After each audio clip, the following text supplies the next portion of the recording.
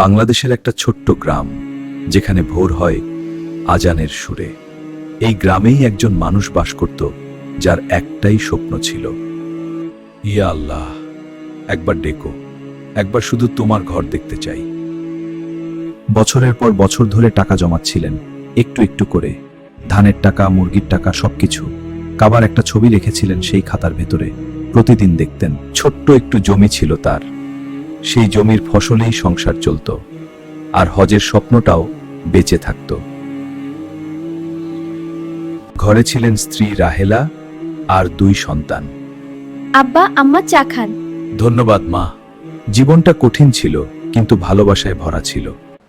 প্রথমবার হজের ফর্ম জমা দিলেন, মনে ছিল অনেক আশা। ভেবেছিলেন এবার হয়তো ডাক আসবে, কিন্তু চিঠি এলো, নির্বাচিত হননি। মনটা একটু ভারী হলো, কিন্তু বললেন আল্লাহর ইচ্ছায় হবে। প্রতি জুমায় মসজিদে যেতেন। ইমাম সাহেব একদিন বললেন, হজ হলো আল্লাহর ডাক, তিনি যাকে চান তাকেই ডাকেন। সেই কথাটা বুকে লেগে গেল। ইয়া আল্লাহ, একবার ডেকো, একবার শুধু তোমার ঘর দেখতে চাই। সেই দোয়াটা শুধু একবারের ছিল না, প্রতি রাতে করতেন, প্রতি নামাজের পরে করতেন। বছরের পর বছর, বছর গেল, বর্ষা গেল, শীত গেল, গ্রীষ্ম গেল। হজের ডাক আর এলো না, কিন্তু দোয়া থামেনি। রাহেলা একদিন বললেন, আপনি কি কষ্ট পান না? রহিম চাচা বললেন, পাই, কিন্তু আল্লাহ জানেন কখন ভালো। সেই উত্তরেই তার বিশ্বাসের গভীরতা ছিল। সেই বছর ঝড়ে ঘরের ছাদ ভেঙে গেল, জমানো টাকার বেশিরভাগ চলে গেল মেরামতে। হজের টাকা আবার শুরু থেকে জমাতে হবে। সেই রাতে খাতা খুললেন, বছরের পর বছরের জমানো সংখ্যাগুলো কাটলেন। হাত কাঁপল না, কিন্তু বুকটা ভারী হয়ে গেল। ঘরের কিছু জিনিসপত্র বিক্রি করলেন, হাটে গেলেন নিজেই। কেউ যেন না জানে সেটাই চাইতেন, কিন্তু আল্লাহ তো জানতেন। সেই বছর মেয়ে নূর ঢাকায় বিশ্ববিদ্যালয়ে ভর্তি হলো। গর্ব হলো অনেক, কিন্তু খরচের কথা ভাবলেন, হজের টাকায় হাত দিতে হবে কি? সেই রাতে অনেকক্ষণ সিজদায় থাকলেন, কিছু চাইলেন না, শুধু বললেন, ইয়া আল্লাহ, তুমি যা ভালো বোঝো। তবুও প্রতি বছর ফর্ম জমা দিতেন, 1 বার 2 বার 8 বছর। প্রতিবারই একই চিঠি, নির্বাচিত হননি।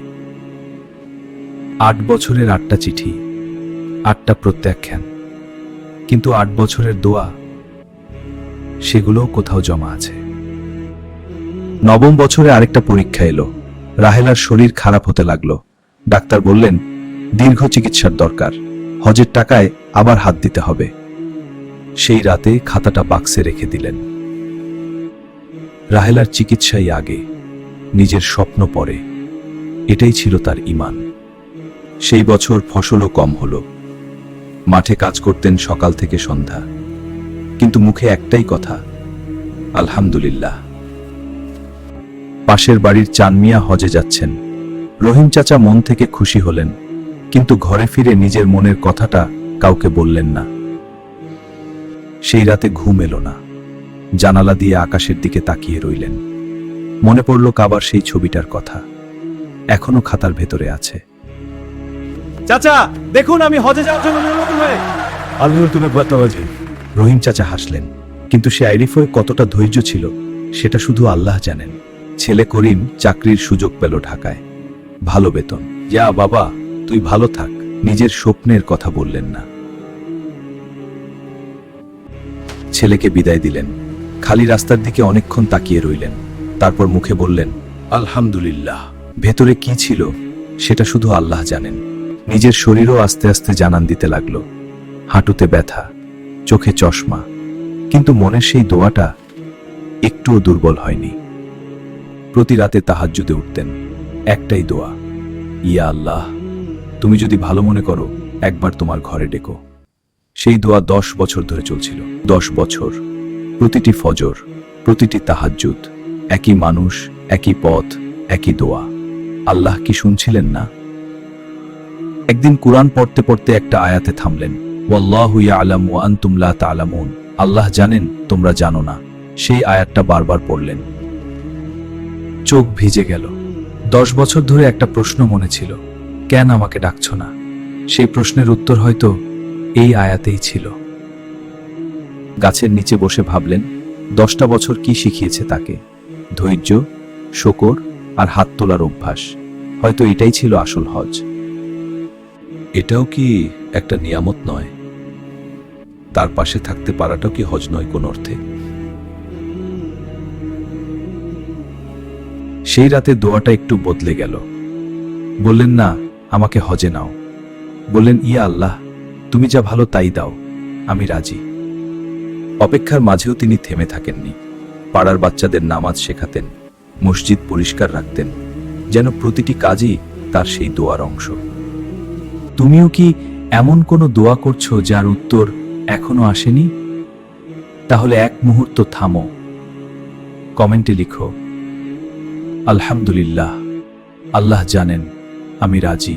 যদি বিশ্বাস করো আল্লাহ কখনো ভোলেন না, তাহলে এখন বলো আমিন। হজের ডাক দেন আল্লাহ নিজে, কাউকে প্রস্তুত না করে তিনি ডাকেন না। রহিম চাচার বুকের ভেতর কি একটা নড়ে উঠল।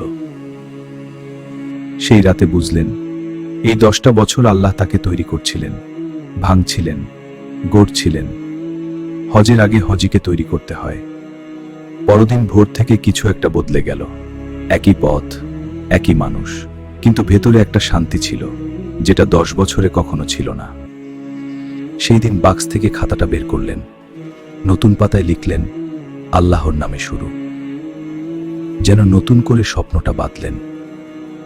সেই সপ্তাহে ছেলে করিম বাড়ি এলো, বলল আব্বা একটা কথা আছে। রহিম চাচা বসলেন, কিছু একটা টের পাচ্ছিলেন মনে। আব্বা, আমি গত 2 বছর টাকা জমিয়েছি, আর মাও রেখেছিলেন কিছু, এইবার হজে যান। চোখ ভরে এলো।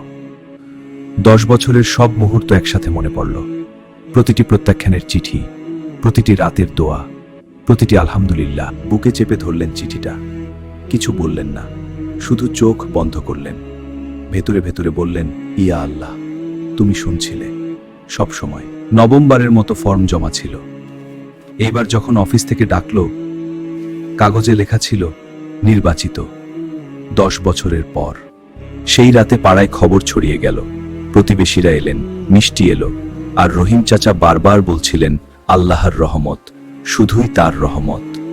রাহেলা নিজের হাতে ইহরামের কাপড় ভাঁজ করে রাখলেন, কিছু বললেন না, শুধু বললেন রহিম চাচার গলা বুঝে এলো।